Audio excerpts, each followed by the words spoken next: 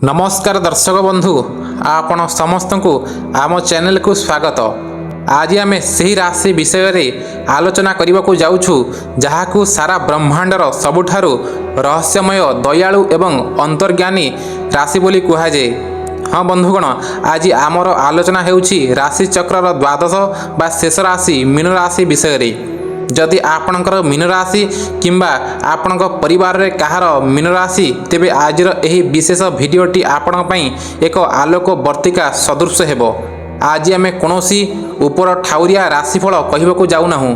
आज आमे वैदिक ज्योतिष पुराण सनातन शास्त्र एवं ग्रहमानंकर गोचर स्थिति को आधार करी मीन राशिर प्रकृत स्वभाव, सेमानंक जीवनर संघर्ष, क्यारियर, आर्थिक स्थिति, गुप्त रहस्य, स्वास्थ्य, प्रेम और वैवाहिक जीवनर सही सबु सत्य विषय जानिबा जहाँ बोधे हुए आपण निजे भी निज विषय जानि नथिबे।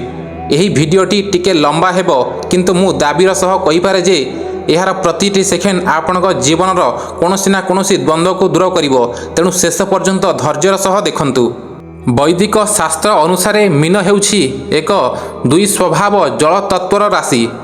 यार अधिपति हेउछंती देवगुरु बृहस्पति। दुईटी माछ परस्परर ओलोटा दिग को मुह करी गोल होई रहिबा हेउछि यार प्रतीक। शास्त्र अनुसार यार गभीर अर्थ रहिछि। गोटिए माछ संसार बा माया आड़ को मुह करिथाए एवं अन्य माछटी मोक्ष बा अध्यात्मक आड़ को मुह करिथाए। एथिपाई मीन राशिर लोकंक भितरे सबुबेले दुईटी चिंताधारा एकाठी चली थाए। आपण माने संसारर सबु सुख भोग करने को चाहती, किंतु भितरु आपण अत्यंत बैरागी। अनेक समय रे आपण भिड़ भितर थाई मध्य निजकू एका अनुभव करती। आपणक मनरे प्रश्न आसे, मु एही दुनिया को काहींकी आसीछि, मोर प्रकृत लक्ष्य कौन कौन आपणक मन को एमिति भावना आसे कि नहीं मते कमेंट करी निश्चय जणातु। देवगुरु बृहस्पति प्रभाव जोगु आपणक भितरे ज्ञान एवं वृद्धि जन्मगत भावे थाए। आपणकर सबुठारु बड़ शक्ति हेउछि आपणकर अंतर्ज्ञान। कौनसी घटना घटिबा पूर्वरु आपणक मन केउठी ना केउठी संकेत देई दिए। केही आपणक सह मिछ कहूथिले किंबा आपणक विरुद्धरे षडयंत्र करुथिले आपण ताहा तुरंत धरि नियंती। किंतु समस्या हेउछि आपण अति दयालु एवं संपर्क भांगी जिबा भयरे सामना लोक को किछि न कहि निजे चुप रुहंती। चलंतु एबे आलोचना करिबा आपणक व्यक्तित्व एवं मानसिक स्थिति विषय रे। मीन राशिर लोक माने खूब भावुक इमोशनल होइथांती। आपण कहार दुख देखि पारंती नाही। केही आसी जदि आपणक सामने दुईटा कांदणा कांदीदेला तेबे आपण निजर क्षति करी मध्य ताकू साहाय्य करबाकू आगे आसंती। किंतु शास्त्र एक बड़ सत्य कथा कहे, मीन राशिर लोकंकु संसार रे प्रायतः सेही माने ही धोखा दियंती जहाकू एमाने निज निश्वास ठारू अधिक विश्वास करंती। आपण निज जीवन को पछकू फेरी चाहंती। आपणक जो सांग जो आत्मीय बा प्रियजन पई निजर सुख शांति विसर्जन करिसंती, समय आसिले सेही व्यक्ति ही आपणक उपरे मिथ्या अपवाद देकी किंबा आपणक पर करि दैछि। यह काहींकी हुए कारण जल तत्व जोगु आपणक मनरे काहा पई कपट न थाए। आपण समस्त को निज भली भावी नियंती। आपणकर एही अत्याधिक विश्वास एवं दयाशीलता को लोक माने आपणक दुर्बलता भावंती एवं निजर स्वार्थ हासिल हेबा परे आपण को भूली जाती। एबे आसंतु जानिबा आपणक कर्म, जीविका एवं क्यारियर विषय रे। ज्योतिष शास्त्र अनुसार मीन राशिर लोक माने स्वाधीन प्रकृतिर होइथांती। आपण कहा अधीन रे रही बा कहार गोलामी करी काम करने को पसंद करती नहीं। आपणक भितर एक अद्भुत कलात्मक क्षमता थाए। आपण जड़े भल लेखक, कवि, चित्रशिल्पी, शिक्षाविद, आध्यात्मिक गुरु किंबा परामर्शदाता होई पारिबे। यह छड़ा बैंकिंग क्षेत्र, वकिलाती, न्यायपालिका, चिकित्सा विज्ञान, जल संपर्कित व्यवसाय एवं विदेश सह जड़ित कार्य मीन राशिर लोक माने खूब उन्नति करती। किंतु आपणक क्यारियर रे सबुठारु बड़ बाधा कौन जानती? ताहा हेउछि आपणकर मनर चंचलता एवं आलस्य। जेहेतु मीन राशिर स्वभाव चर एवं स्थिरता मिश्रण, आपण अनेक समय एक बड़ निष्पत्ति नेबा बेले द्वंद्वरे पड़ी जाती। गोटिए काम आरंभ करू करू मनरे आसे, यह सफल हेब तो ना अन्य कामटी करिबी। ଏହି ତୋତଲ୍ୟମାନ ସ୍ଥିତି ଯୋଗୁଁ ଆପଣଙ୍କ ହାତକୁ ଆସୁଥିବା ସୁବର୍ଣ୍ଣ ସୁଯୋଗ ଅନେକ ସମୟରେ ଚାଲିଯାଏ। ଯଦି ଆପଣ ନିଜ ମନକୁ ଏକାଗ୍ର କରି ଗୋଟିଏ ଲକ୍ଷ୍ୟରେ ଲାଗି ରହିବେ, ତେବେ ବ୍ରହ୍ମାଣ୍ଡର କୌଣସି ଶକ୍ତି ଆପଣଙ୍କୁ ସଫଳ ହେବାରୁ ଅଟକାଇ ପାରିବେ ନାହିଁ। ଆସନ୍ତୁ ଏବେ ସବୁଠାରୁ ଗୁରୁତ୍ୱପୂର୍ଣ୍ଣ ବିଷୟ ଉପରେ ଆଲୋଚନା କରିବା, ଯାହା ହେଉଛି ଧନ, ସମ୍ପତ୍ତି ଏବଂ ଆର୍ଥିକ ସ୍ଥିତି ଉପରେ। ମୀନ ରାଶିର ଲୋକଙ୍କ ଜୀବନରେ ଟଙ୍କାର ଅଭାବ ସେଭଳି ରହେ ନାହିଁ, କାରଣ ଗୁରୁଙ୍କ କୃପାରୁ ଆପଣ ରୋଜଗାର କରିବାର ନୂଆ ନୂଆ ଉପାୟ ଖୋଜି ନିଅନ୍ତି। କିନ୍ତୁ ସମସ୍ୟା ହେଉଛି ଧନର ସଞ୍ଚୟ। ଆପଣଙ୍କ ହାତ ଖୁବ୍ ଖୋଲା। ଆପଣ ନିଜର ଭୋଗବିଳାସ ପାଇଁ ଯେତିକି ଖର୍ଚ୍ଚ ନ କରନ୍ତି, ଅନ୍ୟମାନଙ୍କ ଆବଶ୍ୟକତା ପାଇଁ କିମ୍ବା ପରିବାରର ସୁଖ ପାଇଁ ତାଠାରୁ ଅଧିକ ଖର୍ଚ୍ଚ କରିଦିଅନ୍ତି। ଶାସ୍ତ୍ରରେ ଏକ ବିଶେଷ ନିୟମ ଅଛି, ମୀନ ରାଶିର ବ୍ୟକ୍ତିଙ୍କୁ କେବେ ବି ବୁଧବାର ଦିନ କାହାକୁ ବଡ଼ ଅଙ୍କର ଧାର ବା ଋଣ ଦେବା ଉଚିତ ନୁହେଁ।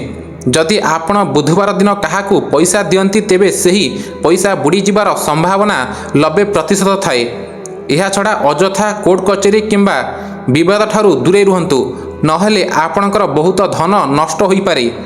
ଭାଗ୍ୟର ପ୍ରକୃତ ସହଯୋଗ ଆପଣଙ୍କୁ 35 ବର୍ଷ ବୟସ ପରେ ମିଳିଥାଏ ଏବଂ ଜୀବନର ଉତ୍ତରାର୍ଦ୍ଧରେ ଆପଣ ପ୍ରଚୁର ସମ୍ପତ୍ତିର ଅଧିକାରୀ ହୁଅନ୍ତି। ଏବେ ଆସନ୍ତୁ ଜାଣିବା ଆପଣଙ୍କର ସମ୍ପର୍କ, ପ୍ରେମ ଓ ବୈବାହିକ ଜୀବନ ବିଷୟରେ। ପ୍ରେମ ମାମଲାରେ ମୀନ ରାଶିର ଲୋକମାନେ ସମ୍ପୂର୍ଣ୍ଣ ନିଷ୍କପଟ ଏବଂ ସମର୍ପିତ ହୋଇଥାନ୍ତି। ଆପଣ ଯାହାକୁ ଭଲ ପାଆନ୍ତି ତାଙ୍କୁ ଈଶ୍ୱରଙ୍କ ଭଳି ସମ୍ମାନ ଦିଅନ୍ତି। ଆପଣଙ୍କ ପାଇଁ ପ୍ରେମ କେବଳ ଶାରୀରିକ ଆକର୍ଷଣ ନୁହେଁ, ଏହା ଦୁଇଟି ଆତ୍ମାର ମିଳନ। କିନ୍ତୁ ଏଠାରେ ମଧ୍ୟ ଆପଣଙ୍କ ଭାବୁଳତା ଆପଣଙ୍କୁ କଷ୍ଟ ଦିଏ। ଆପଣ ସାଥୀଙ୍କ ଠାରୁ ଯେଉଁ ପବିତ୍ର ପ୍ରେମ ଓ ସମ୍ମାନ ଆଶା କରନ୍ତି, ବଦଳରେ ସେତିକି ମିଳେ ନାହିଁ। ଅନେକ ସମୟରେ ଆପଣଙ୍କ ସାଥୀ ଆପଣଙ୍କ ଭାବନାକୁ ବୁଝିପାରନ୍ତି ନାହିଁ, ଯାହା ଆପଣଙ୍କୁ ଭିତରୁ ଖୁବ୍ ମର୍ମାହତ କରେ। ବିବାହିତ ଜୀବନ ବିଷୟରେ କହିବାକୁ ଗଲେ, ଆପଣ ଜଣେ ଉତ୍ତମ ଜୀବନସାଥୀ ସାବ୍ୟସ୍ତ ହୁଅନ୍ତି। ପରିବାରର ପ୍ରତିଟି ଦାୟିତ୍ୱ, ପିଲାମାନଙ୍କ ଭବିଷ୍ୟତ ପାଇଁ ଆପଣ ଦିନରାତି ପରିଶ୍ରମ କରନ୍ତି। କର୍କଟ ରାଶି, ବିଛା ରାଶି ଏବଂ ବୃଷ ରାଶିର ଲୋକଙ୍କ ସହ ଆପଣଙ୍କର ସମ୍ପର୍କ ସବୁଠୁ ମଧୁର, ସଫଳ ଏବଂ ସୁଖମୟ ହୋଇଥାଏ। ସ୍ୱାସ୍ଥ୍ୟ ଦୃଷ୍ଟିରୁ ଯଦି ଦେଖିବା, ମୀନ ରାଶି କାଳପୁରୁଷ କୁଣ୍ଡଳୀର ଦ୍ୱାଦଶ ଭାବକୁ ଦର୍ଶାଏ, ଯାହା ଶରୀରର ପାଦ, ଆଖି ଏବଂ ଶୋଇବା ପ୍ରକ୍ରିୟାକୁ ନିୟନ୍ତ୍ରଣ କରାଏ। ଆପଣଙ୍କୁ ପାଦରେ ଯନ୍ତ୍ରଣା, ଗଣ୍ଠିବାତ, ଆଖିଜନିତ ସମସ୍ୟା କିମ୍ବା ରକ୍ତ ସଞ୍ଚାଳନରେ ସମସ୍ୟା ଦେଖାଦେଇପାରେ। ସବୁଠାରୁ ବଡ଼ କଥା ହେଉଛି, ଆପଣ ଅତି ସୂକ୍ଷ୍ମ ଭାବେ ସବୁ କଥାକୁ ଚିନ୍ତା କରୁଥିବାରୁ ଆପଣଙ୍କୁ ମାନସିକ ଚାପ ଓ ଅନିଦ୍ରାର ସମସ୍ୟା ପ୍ରାୟତଃ ଦେଖାଯାଏ। ରାତ୍ରିରେ ଅଧିକ ସମୟ ପର୍ଯ୍ୟନ୍ତ ଚେଇଁ ରହିବା ଆପଣଙ୍କ ସ୍ୱାସ୍ଥ୍ୟ ପାଇଁ କ୍ଷତିକାରକ। ସେଥିପାଇଁ ସୂର୍ଯ୍ୟୋଦୟ ପୂର୍ବରୁ ଉଠିବା ଏବଂ କିଛି ସମୟ ପ୍ରାଣାୟାମ କରିବା ଆପଣଙ୍କ ଜୀବନକୁ ସୁସ୍ଥ ରଖିବାରେ ବହୁତ ସାହାଯ୍ୟ କରିବ। ବନ୍ଧୁଗଣ, ଏବେ ମୁଁ ଆପଣଙ୍କୁ ମୀନ ରାଶିର ଏକ ବଡ଼ ଗୁପ୍ତ ସତ୍ୟ ବିଷୟରେ କହିବାକୁ ଯାଉଛି, ଯାହା ଶାସ୍ତ୍ରରେ ବର୍ଣ୍ଣିତ ଅଛି। ଆପଣଙ୍କ ଜୀବନରେ ଗୁପ୍ତ ଶତ୍ରୁଙ୍କ ସଂଖ୍ୟା ଅଧିକ ଥାଏ। ଏମାନେ ଆପଣଙ୍କ ସାମ୍ନାରେ ବହୁତ ମିଠା ମିଠା କଥା କହିବେ, ଆପଣଙ୍କ ପ୍ରଶଂସା କରିବେ, କିନ୍ତୁ ଆପଣଙ୍କ ପଛରେ ଆପଣଙ୍କର ଗୋଡ଼ ଟାଣିବାକୁ ଚେଷ୍ଟା କରିବେ। ଆପଣଙ୍କର ସରଳତା ଓ ସଫଳତା ଦେଖି ସମାଜରେ କିଛି ଲୋକ ଖୁବ୍ ଈର୍ଷା କରନ୍ତି। ଏଥିପାଇଁ ଗୋଟିଏ ନିୟମ ସବୁବେଳେ ମନେ ରଖନ୍ତୁ, ନିଜର ଆଗାମୀ ଯୋଜନା, ବ୍ୟବସାୟର ରହସ୍ୟ ବା ଭବିଷ୍ୟତର କାମ ବିଷୟରେ କାହାକୁ ବି ଆଗକୁ କୁହନ୍ତୁ ନାହିଁ।